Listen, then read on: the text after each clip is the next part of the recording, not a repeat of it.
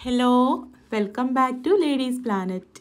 ഇന്ന് നമ്മൾ ചെയ്യുന്നത് നേന്ത്രപ്പഴം കൊണ്ട് ചെയ്തെടുക്കാൻ പറ്റുന്ന നല്ല ടേസ്റ്റി ആയിട്ടുള്ള ഒരു ഈവനിങ് സ്നാക്കാണ് കേട്ടോ. നമുക്ക് എങ്ങനെയാണ് ഇത് ഉണ്ടാക്കുന്നത് എന്നുള്ളത് നോക്കാം. വീഡിയോയിലേക്ക് പോകുന്നതിൻ്റെ മുൻപായിട്ട് താഴെ കാണുന്ന ലൈക്ക് ബട്ടൺ ഒന്ന് ക്ലിക്ക് ചെയ്യാൻ മറക്കരുത്. അപ്പോൾ ഇത് ഉണ്ടാക്കാനായിട്ട് ഞാനിവിടെ ഈ വലുപ്പത്തിലുള്ള 4 നേന്ത്രപ്പഴമാണ് കേട്ടോ എടുത്തിട്ടുള്ളത്. ഇത് നമുക്ക് ചെറിയ കഷ്ണങ്ങളാക്കിയിട്ട് മാറ്റി വെക്കാം. ഇനി ഇതിലേക്കുള്ള പഞ്ചസാര ഒന്ന് പൊടിച്ചെടുക്കുന്നുണ്ട്. ഞാനിവിടെ 3 ടേബിൾ സ്പൂൺ പഞ്ചസാരയും അതിൻ്റെ കൂടെ പെട്ടെന്ന് പൊടിഞ്ഞ് കിട്ടാൻ വേണ്ടിയിട്ട് 2 ഏലക്ക കൂടെ ചേർത്ത് കൊടുക്കുന്നുണ്ട് കേട്ടോ. അതവിടെ മാറ്റി വെച്ചിട്ടുണ്ട് പൊടിച്ചിട്ട്.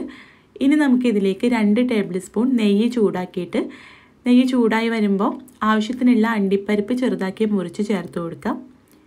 ഇതൊന്ന് ഇളക്കിയെടുത്തിട്ട് ഇതിലേക്ക് കിസ്മിസും കൂടെ ചേർത്ത് കൊടുക്കുക. അതൊക്കെ നമ്മുടെ ഇഷ്ടത്തിനനുസരിച്ചിട്ട് എടുക്കാം കേട്ടോ. എത്ര എടുക്കണം എന്നുള്ളത് നമ്മുടെ ഇഷ്ടമാണ്. അപ്പോൾ ഇത് രണ്ടൊന്ന് മൂത്ത് വരുമ്പോൾ ഇതിലേക്ക് നമ്മളിവിടെ കട്ട് ചെയ്ത് വെച്ചിട്ടുള്ള നേന്ത്രപ്പഴമില്ലേ അത് ചേർത്തിട്ട് നല്ല പോലെ ഒന്ന് ഇളക്കിയെടുക്കാം.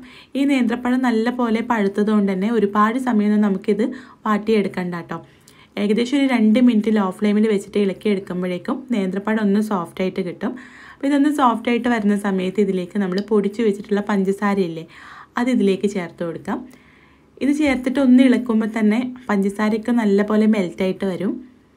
ആ സമയത്ത് ആവശ്യത്തിനുള്ള തേങ്ങാ ചിരവിയതും കൂടെ ചേർത്ത് കൊടുക്കാം. ഞാനിവിടെ 1/2 കപ്പ് തേങ്ങാ ചിരവിയതാണ് കേട്ടോ എടുത്തിട്ടുള്ളത്.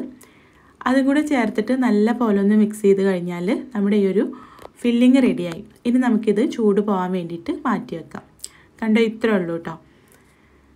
ആ പഞ്ചസാര മെൽറ്റായിട്ടുള്ള കുറച്ച് ലൂസായിട്ടാണെങ്കിലും അത് തണുത്ത് കഴിയുമ്പോൾ ശരിയാവും കേട്ടോ. അതവിടെ മാറ്റി വെക്കാം. ഇനി നമുക്കിതിലേക്കുള്ള ബാറ്റർ ഉണ്ടാക്കാം. അതിന് വേണ്ടിയിട്ട് ഒരു കോഴിമുട്ട മിക്സിയുടെ ജാറിലേക്ക് ചേർത്തിട്ടുണ്ട്. ഇതിലേക്ക് 1/4 കപ്പ് മൈദ ചേർത്ത് കൊടുക്കാം. നിങ്ങൾക്ക് മൈദ ചേർക്കാൻ താല്പര്യമില്ലെങ്കിൽ ഗോതമ്പ് പൊടി എടുക്കാം കേട്ടോ. മൈദ ആണെങ്കിലാണ് ഒന്നുകൂടെ ടേസ്റ്റ് ഉണ്ടാവുക. 1 ടേബിൾ സ്പൂൺ പഞ്ചസാരയും 1 നുള്ളു ഉപ്പും 1/4 ടീസ്പൂൺ മഞ്ഞൾപ്പൊടിയും 1/4 കപ്പ് വെള്ളം കൂടെ ചേർത്തിട്ട് നമുക്കിതൊന്ന് അടിച്ചെടുക്കാം. നല്ലൊരു ഫ്ലേവറിന് വേണ്ടിയിട്ട് 1 ടേബിൾ സ്പൂൺ നെയ്യും കൂടെ ചേർത്തിട്ടുണ്ട് കേട്ടോ. എന്നിട്ടിത് നമുക്ക് നല്ല പോലെ ഒന്ന് അടിച്ചെടുക്കാം. ഇത് നമ്മൾ ബൗളിലിട്ട് മിക്സ് ചെയ്തെടുക്കുമ്പോൾ എത്ര മിക്സ് ചെയ്താലും ആ മൈദയുടെ കട്ട ഉണ്ടാവും. അപ്പോൾ അതുകൊണ്ട് മിക്സിയിലിട്ടിട്ട് ഇതുപോലെ അടിച്ചെടുക്കുകയാണെങ്കിൽ ഒന്നുകൂടെ നല്ലതാണ്. ഇനി നമ്മൾ ഉണ്ടാക്കി വെച്ചിട്ടുള്ള ആ നേന്ത്രപ്പഴത്തിൻ്റെ കൂട്ട് ഇതുപോലെ ബോൾസാക്കി മാറ്റാം. അതിനുശേഷം നമുക്ക് ആ ബാറ്ററിൽ ഡിപ്പ് ചെയ്തിട്ട് നല്ല ചൂടുള്ള എണ്ണയിൽ നമുക്കിത് ഫ്രൈ ചെയ്തെടുക്കാം.